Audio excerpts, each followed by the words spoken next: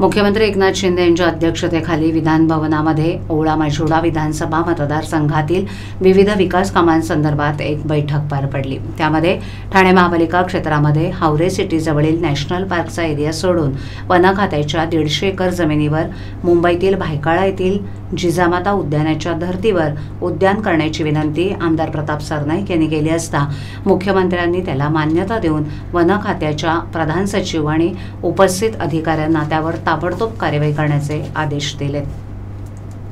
ठाणे शहराची लोकसंख्या झपाट्याने वाढते। आजूबाजूच्या शहरांमध्ये इमारतीचं बांधकाम वाढत चाललंय। ठाण्यातील नागरिक हिरव्यागार उद्यानाकडे आकर्षित असल्यामुळे अशा प्रकारचं उद्यान निर्मिती केल्यास आजूबाजूच्या पालिका क्षेत्रातील आबालवृद्धांना या उद्यानाचा फायदा होईल। काही महिन्यांपूर्वी ठाणे महापालिका हद्दीमध्ये कोलशेत भागात नमो उद्यान सुरू करण्यात आलं असून या उद्यानाचा आनंद घेण्यासाठी तरुण तरुणी आबालवृद्ध येतात। त्याचप्रमाणे हावरे सिटी इथे प्राणी संग्रहालय आणि उद्यान झाल्यास त्याचा आनंद शाळकरी मुलांना आणि आबालवृद्धांना तसंच नागरिकांना मिळू शकतो।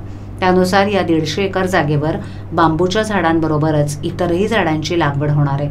तसंच विविध प्रकारचे प्राणी पक्षी सुद्धा या उद्यानामध्ये उपलब्ध होतील।